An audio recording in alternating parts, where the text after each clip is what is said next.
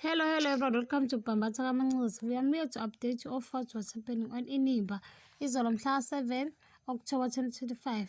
Okay, sikhumbule ukuthi abakamabandla bagcine besavule umakoti wabo. Akekho obengathukile ukuthi mhlambe bavule uzolweka.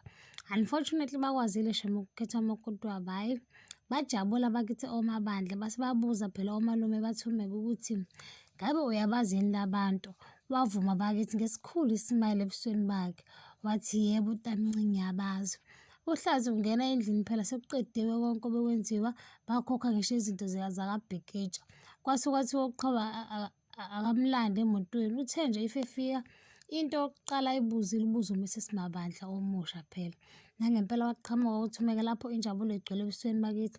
Wasondela kumnyeni wakhe bacabuzana ibhadi lapho baphambi kwabantu nangunozoleka naye lana uselokhu egwajaze ibhadi.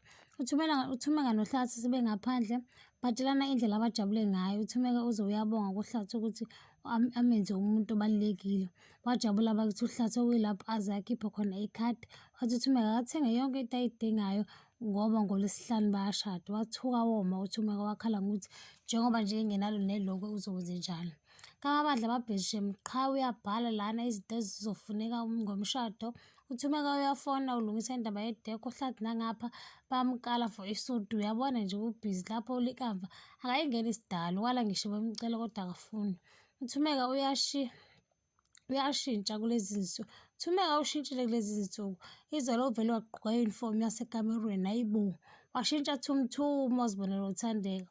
Watshela izingane ukuthi uhlathi uzobuyela ekamelweni lakhe njengoba phela semlobolile. Hhayi uthumeka ifika ngalena usewomunye umuntu nokukholwa osekubeka eceleni bacabuzana nohlathi. Uthumeka waze wamphoshela embhedeni. Hhayi bo nohlathi uthukile lento eyenziwa uthumeka ukuthi ufundiswe ubani yonke lento. Ke bamba lana ungakhohlwa ukucindezela i-notification bell usubscribe nomusho umbono wakho. Bye.